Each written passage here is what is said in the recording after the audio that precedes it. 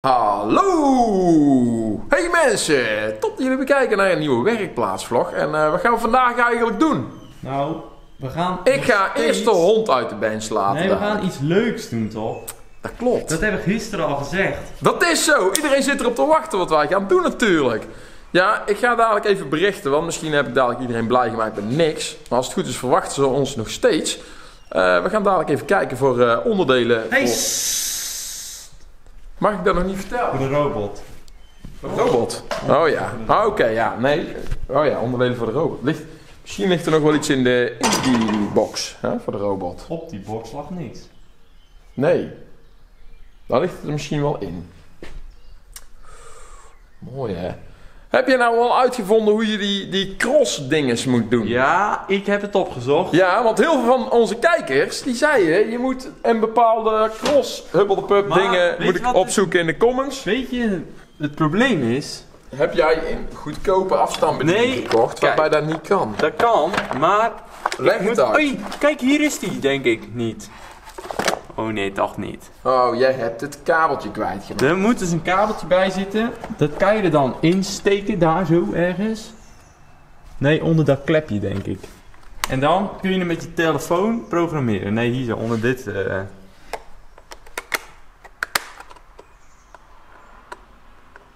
Kan er een snoer in? Ja. Ja, die moeten we hebben, die snoer.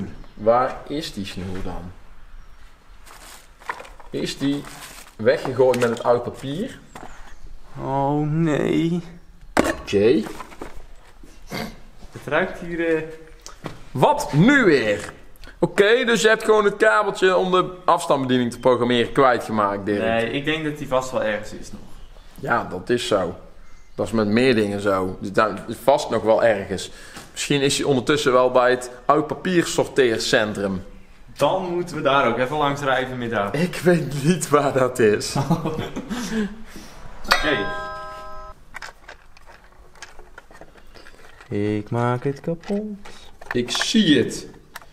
Oh, nee hè. Oké. Dirk, wat ben je nou aan het doen? Ja, ik probeer het te slopen, maar ik krijg het gewoon niet kapot gemaakt. Je moet hem gewoon rondgooien. Is hij dan stuk? Ja, dat denk ik wel.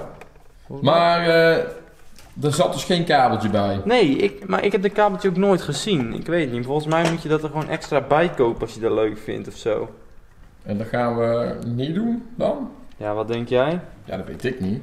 Ja, ik denk Jij dat we moet- gewoon eens moeten proberen met gewoon de tankbesturing. Ja, toch maar wel? Nou ja, als we het niet proberen, dan weet je het nooit. Nee, dat is zo. Ja. Oké, dus maar je gaat nou die afstandsbediening openmaken om dan een van die hendels deze, kwakslag zeg te maar, draaien. nee, of zo. deze die is zeg maar alleen maar dit zo. Ja, die blijft hangen, hè? Dus om het gas bij een vliegtuigje te bedienen. Maar als we toch? die nou net als dit maken, dan hebben we al... Maar dat kan heel makkelijk. Maar dan moet ik hem wel... Openmaken. de schroefjes misschien... Oké. Hij is open. Het zijn wel allemaal echte schakelaartjes. En heel veel schroefjes. Oeh. Ja, het is wel echt, hè? Ja, jij dacht allemaal dat ze voor de show waren. Maar het is heel simpel om dit te doen. Daar moet je een veertje tussen zetten of zo. Ja, volgens mij zit het er al tussen. Je moet hem maar eventjes opzij Ja, je wippen. moet deze gewoon even open schroeven zo. Oh jee. Oh. Oké. Jij weet dadelijk wel hoe het allemaal weer terug in elkaar moet. Nee. Maar dat is toch niet zo belangrijk?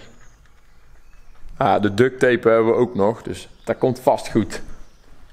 Het is toch stage? Ik moet er toch wat van leren? Nee jongen, jouw stage was afgelopen toch? Hé, kijk eens. Het is al gelukt. Hij wiebelt al gewoon. Hij moet nog iets strakken. Oh ja, wat heb je nou gedaan dan? Ja, gewoon deze schroef even uitgedraaid.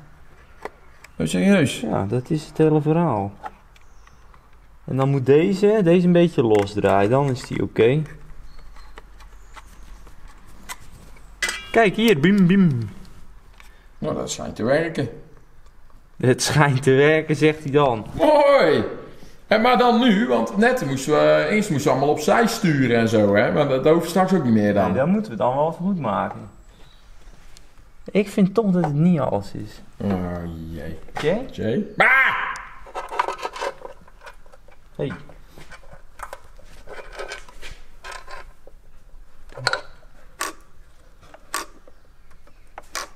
Hij doet het. Is goed, hè? Ja. Nou nog even de stekkertjes op de goede manier aansluiten en dan zou hij het helemaal moeten doen. Ja, hè? dat lijkt me wel. En dan hebben we gewoon een echte tank. Ja, we hebben al een echte tank. Nou, dat is niet echt. Een beetje een nep tankje, hè?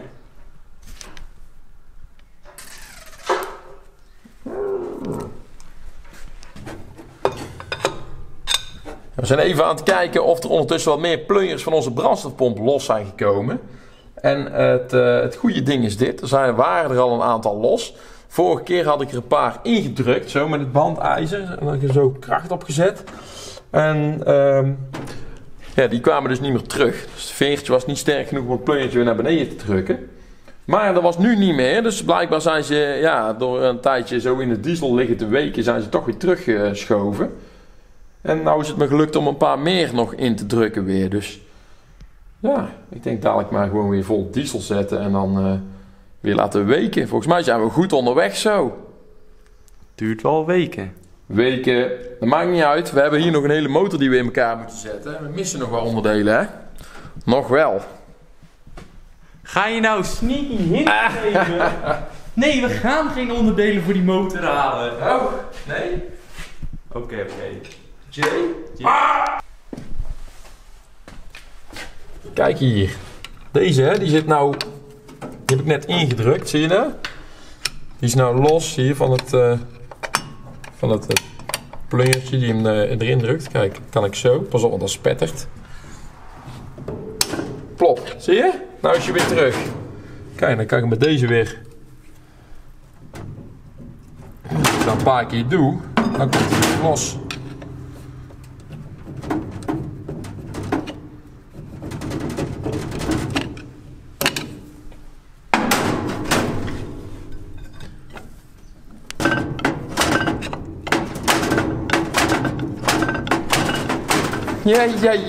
Ja. Een great succes. Mooi.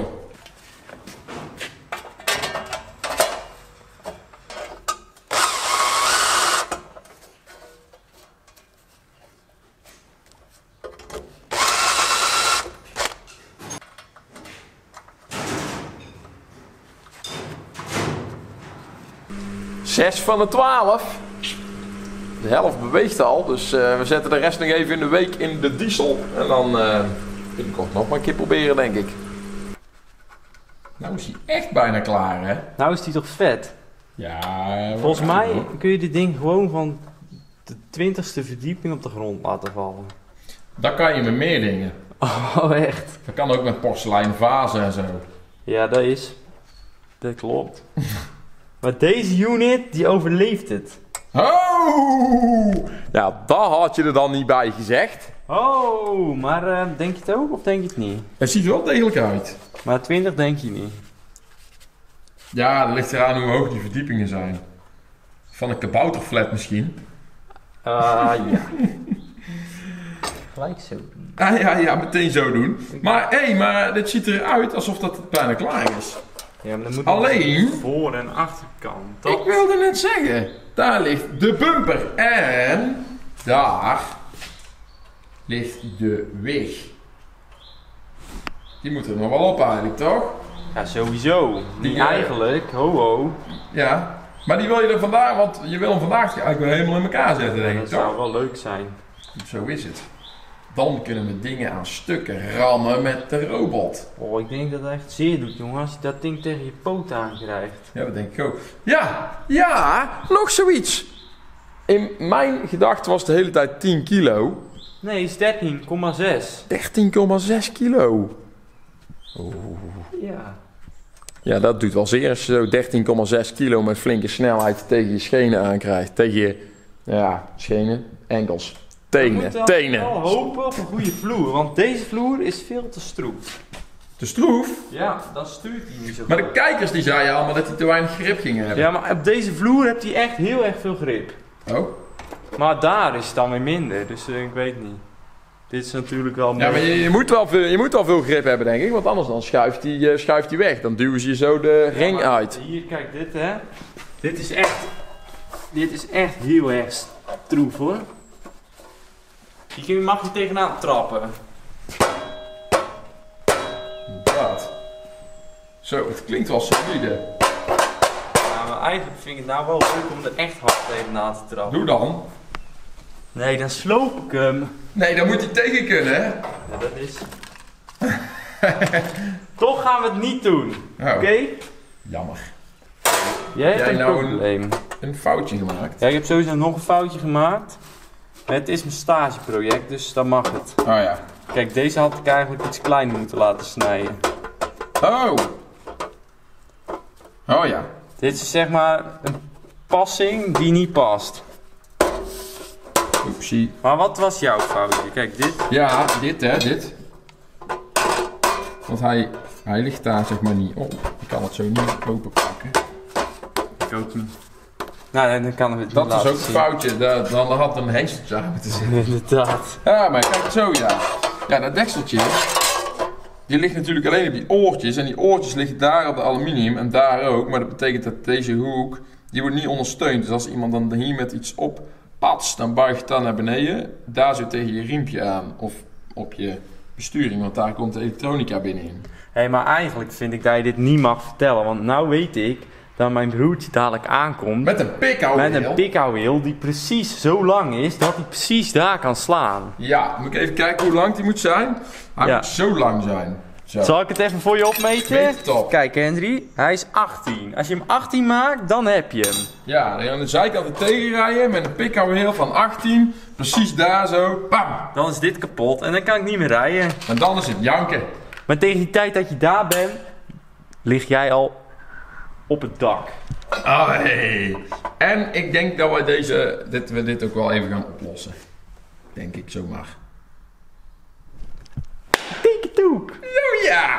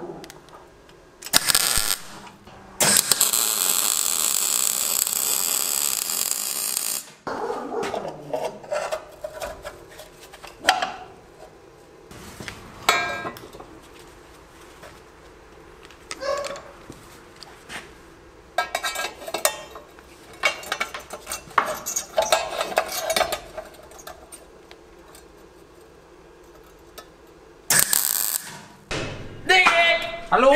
Dirk! We moeten gaan, jongen! Is het tijd? Ja, het is al lang tijd. Ik heb net de video nog even zitten ondertitelen, de testvideo. Oh, wat leuk. Staat op. Ja, inderdaad. Kijk hier dan. Je hebt wel... Je hebt wat verdicht doorgewerkt. Ik heb Alle boutjes erin. toch wel, hè? Toch maar wel. Dat ziet er toch mooi uit, man. Ik heb iets nog veel mooiers. Je hebt de bumper in elkaar gebakken. Maar ik moet hem heel even snel. Maar we moeten daar ook heel even snel gaan. Met welke auto gaan we eigenlijk? Eigenlijk met de pick-up. Alleen staat het aangepikt, hè? Dan moeten we die afpikken, want ik weet niet in welke auto die zooi anders past. Ja, zo is het. Kijk, let op. Oeh. Mooi hè? Het past alsof het ervoor gemaakt is. Een stootram. Het is het. Vet. Nog iets wat vet is. Morgen komt Rob van Hempel. Krijgen we verf. Die komt de verf brengen voor onze tank. Ja, dat komt morgen. Komt het naar hier. Oh. Dus ja, we kunnen nog niet gaan spuiten, want de verfspuit moet ook nog komen. Maar dat, ja. Oh. Dat zou nog eens mooi zijn, hè. Dus hij wordt een mooi kleurtje daar. Hij wordt zeker een mooi kleurtje. We hebben het alleen een beetje druk, want de volgende week is het ook, moeten we naar de vakkanjers in Utrecht, bij de Werkspoorkathedraal. Hè?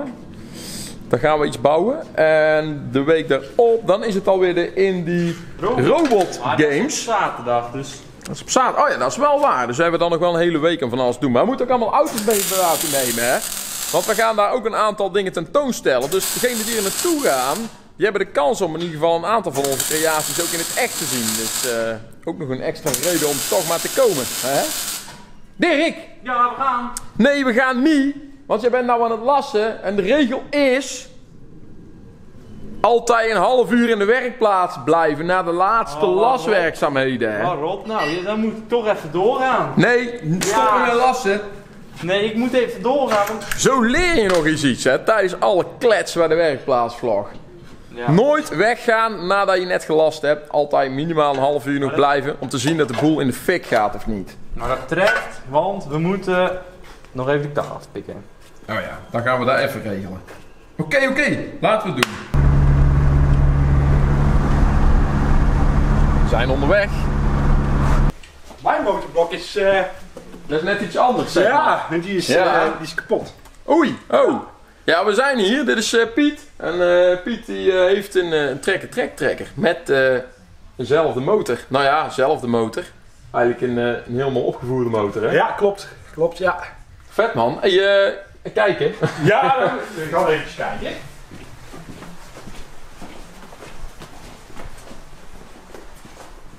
Zonnemotor. Oh, kijk hier. Boem, hè? Die ligt helemaal uit elkaar. Ja. Dirty Dozen. Ja, Dat is het vieze dozijn, hè? klopt helemaal. Zo is het ook ontstaan. Ja, dat is natuurlijk gebaseerd op de motor. Ja, klopt. Zo joh, kijk aan, wat een onderdelen. En er is er nog eentje aan de onderweg. Nog een hele motor weer. De 6-cilinder. Oh ja, oh die zijn hetzelfde, hè? Dat is een 6 in lijn. Ja. Ja. Je hebt verschillende type motoren. Een industriemotor en een tankmotor, zoals jij hem kent. Ja. Die erin ligt. En je hebt hem ook nog in een locomotief, in een Maar dat zijn aggregaat. die industriemotoren, maar dat kun je herkennen aan die punt, hè? Ja, waar die punt als uitkomt. Ja, want dat kun je bij dit blok heel goed zien. Wij hebben geen punt. Dus ja, nou is deze afgeslepen omdat deze hier ergens langs door gescheurd is. Even kijken. Hier zit die volgens mij nog niet. Nee, dat is van het gieten. Dat is puur van het gieten. Even kijken aan de andere kant. Inderdaad, ja. Er zijn erbij die dan eigenlijk dit nog helemaal weghalen, maar dat vind ik iets te link. Dan halen ze alleen maar de bovenplaat, die behouden ze en dan zetten ze pijpjes tussen Ja.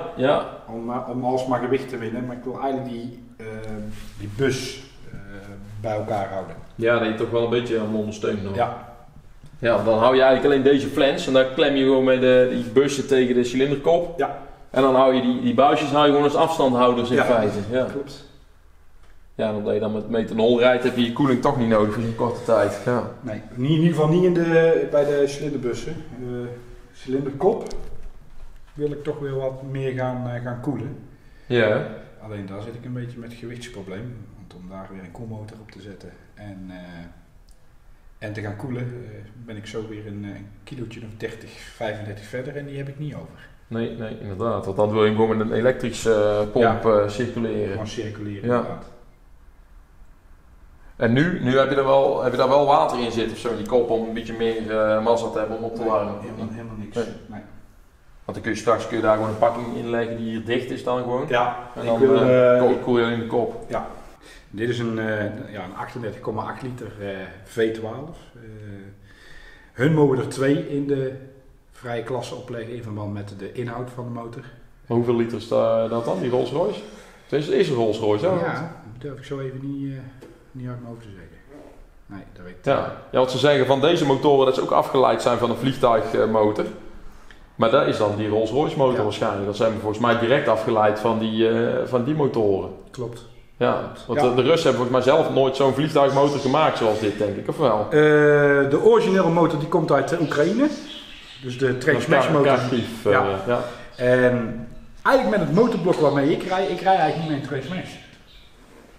Ik rij met een Silnik Wola.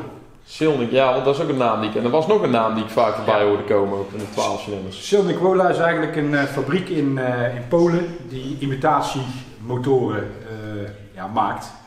En die hebben eigenlijk van de stalen versie hebben ze een aluminium blok gemaakt.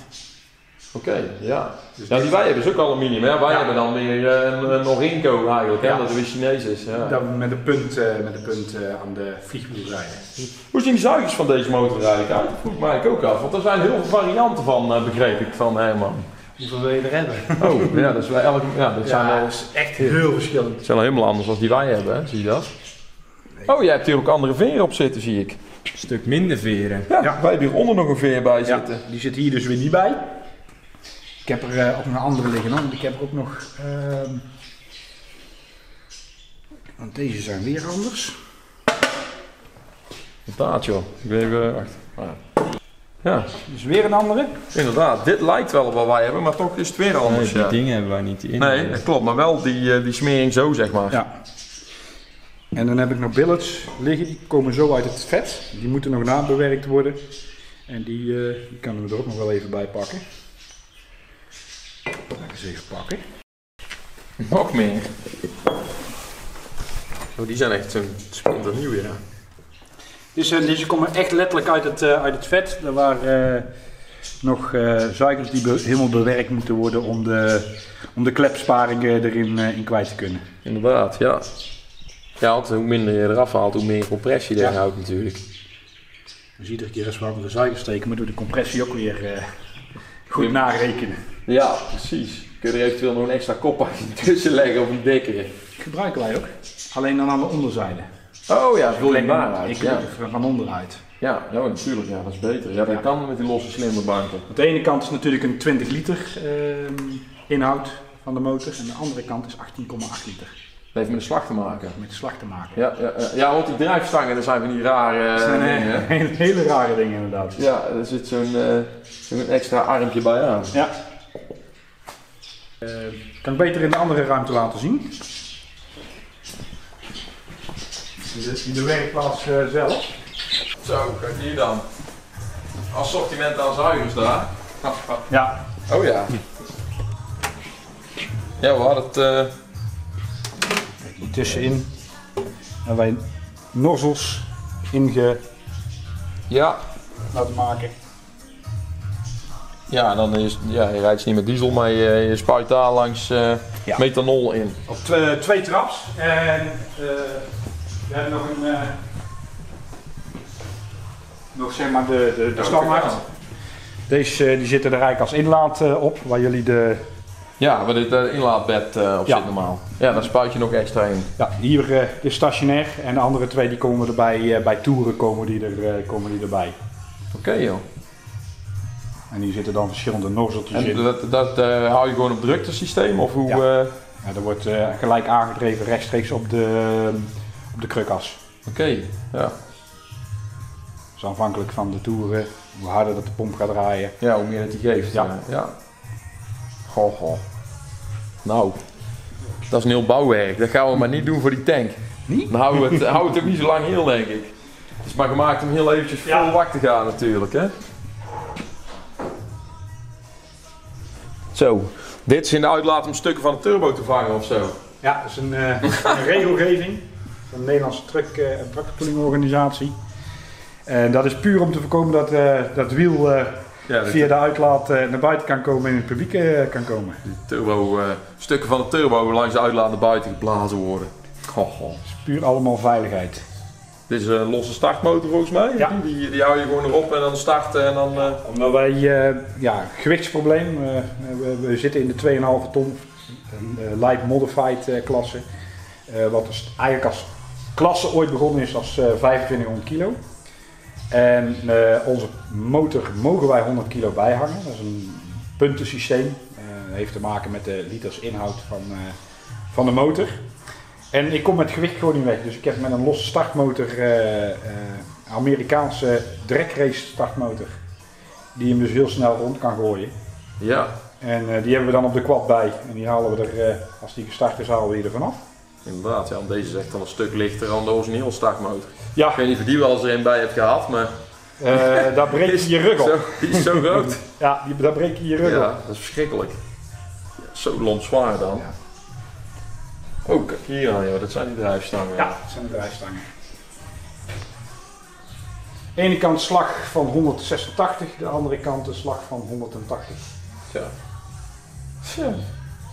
Dus dat is het verschil wat je dus ook in je bank hebt. De ene kant is 20 liter en de andere kant 18,8 liter. Ja, maar die banken zijn wel identiek verder, toch? Ja, het is zelfs zo, als je een 6-cilinder zou pakken, Die bank kan je er ook gewoon op die zetten. bank kan ik er gewoon opzetten. Ja, Dat hebben ze wel goed bedacht, zoiets. dat hebben ze heel slim bedacht. Dat hebben ze niet overgenomen van de Engelsen.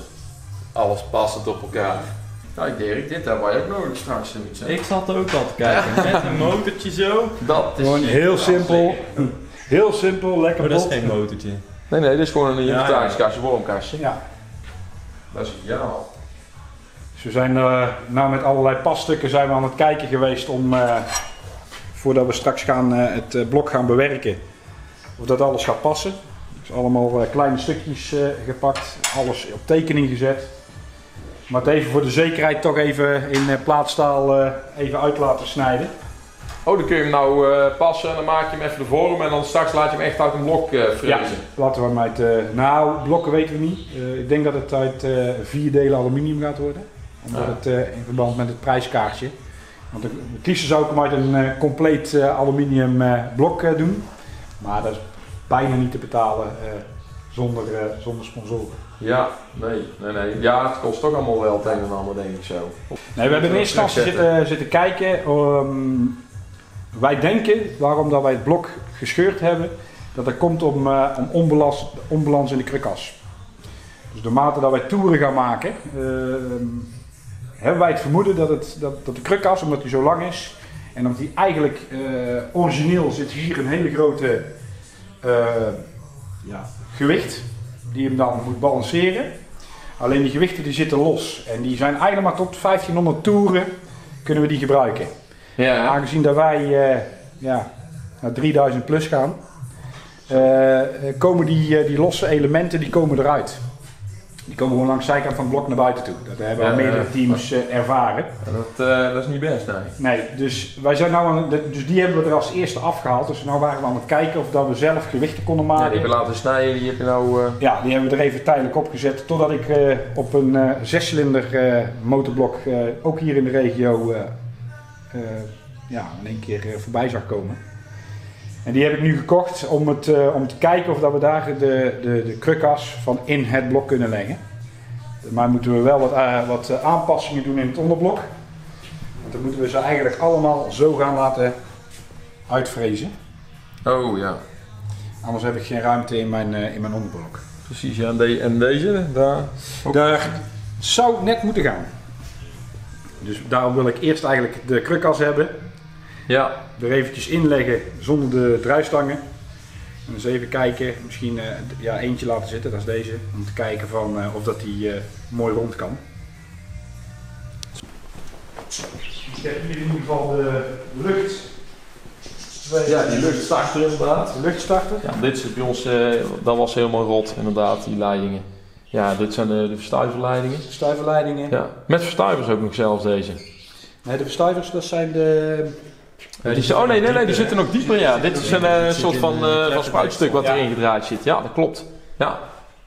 Dus, en dan de inlaat... Hier en bussen. En ik heb twee bussen, maar ik weet niet hoeveel jullie er nodig hadden, dus vandaar... Wel een hele verzameling, zeg maar. Moet je kijken, joh. Dat is ongeveer voor een halve motor. Hoeveel zouden wij er nodig hebben, denk je? Ja, op zich, als we er een aantal mee kunnen nemen en kunnen we weer terugkomen, dan kunnen we in één keer doorknutselen natuurlijk. Zeg van kijk, als je ongeveer weet hoeveel dat je er nodig hebt. Ja, precies. Nou, ik denk dat één zo'n dingetje wel genoeg is. Ja, ik denk dat als ze uitgaan van dat bij de zuigers waar water op heeft gestaan, die bovenste zuigers weer slecht zijn. Hoewel als er hier roest op deze kopse kanten zit, maakt het misschien nog niet eens zoveel uit, denk ik. Nou ja, dan nemen we er gewoon even 2 mee en dan kijk je gewoon. Kijk hier dan. Ja, dat is geweldig. Dit is bij ons echt allemaal weggerold en zo. Ja. Nee, dat mag je gewoon allemaal meenemen. Super. Nou, dankjewel. Alsjeblieft. We hebben een boel mooie spulletjes gehad. Hey Piet, hartstikke bedankt joh. Graag gedaan, veel plezier ermee. Ja, dat komt helemaal goed. En we zien hem op YouTube wel rijden. Ja, dat sowieso. Dat sowieso. Dus hartstikke bedankt. En ook namens alle kijkers daar natuurlijk. Dus kijk hier nog even naar de tractor natuurlijk. Kijk. Is toch wel vet. Wel jammer dat de motor er nou niet op ligt. Nee, helaas. Maar hopen we eind van het jaar weer aanwezig te kunnen zijn. Kijk aan. Kunnen ze die ook nog volgen, die tractor? Ja, waar kunnen ze jou zien? Ze kunnen ons volgen op Facebook. Dirty Dozen. Als ze daar op Facebook intoetsen. Net op de spatborden. Net op de spatborden, daar kunnen ze ons volgen. Haha, kijk hier.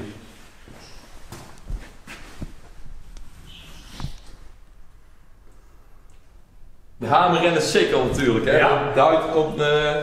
Ja, en heel veel mensen, als je heel goed inzoomt op de vuist, dat is ook uit... Ja. Ja, dat is wel mooi. Het is wel, het komt overal terug, zeg maar. Ja, we hebben het ook al terug laten komen. Achterzijde zelfs nog van die matroeskas opgezet, van die kleintjes. Dus, even kijken. Ja. Oh ja! Ja, inderdaad, kijk daar dan. Ja hoor. Haha, dat is vet. Dus, ja. Gewoon bouwwerk. Moet je kijken trouwens daar ook, hè. Schijfremmen en zo. Wat een bruut ding. Je komt ook wel aan Alphen, denk ik, of niet hiermee? Mijn eerste wedstrijd is in Alphen geweest in 2014. Een paar metertjes gereden, kwam het bak kwam los. Maar dat was mijn eerste debuut in Alphen. Dus, ja. Ja, inderdaad. Ja, maar je hebt hem helemaal zelf gebouwd. Dus het is natuurlijk wel, het is een beetje kijken wat kan. En ik begreep al dat er niet zoveel teams zijn die met deze motoren rijden. Dus... In Nederland niemand meer. In het buitenland zijn er nog wel een aantal teams die ermee rijden. Maar wel met andere type blokken. Wel Trade Mesh, maar nogmaals, wij rijden met de Silnic Wola. Dus een aluminium versie van de Trade Mesh industriemotor. Ja, precies. Ja, dus dan moet je zelf toch een beetje kijken wat er kan natuurlijk. Kijk, als er 20 anderen zijn die hetzelfde doen als jou, dan kun je natuurlijk wel afkijken en dan daarvan leren. Maar zo moet je het echt zelf gaandeweg uitvinden. Ja. Helemaal zelf gaan doen inderdaad. Maar ik hoop dat jullie er veel plezier mee hebben met de spulletjes. En, ja, dat komt goed. We houden contact. Doen we zeker. Super. En hartstikke bedankt, joh. Kijk eens. Ja, de puzzel begint compleet te worden. Hè? Dus we kunnen binnenkort in elkaar gaan zetten. We zijn weer onderweg naar huis. We hebben een boel mooie spulletjes gehad. Nou, dit wordt vet, want nu kunnen we dus echt het hart van de tank weer gaan samenbouwen binnenkort. Maar dat wordt niet voor deze video, want het is ondertussen alweer 5 uur geweest. En dat betekent het einde van deze werkplaatsvlog. Hey mensen, bedankt voor het kijken en tot de volgende. En het stoplicht is groen. Hoppa!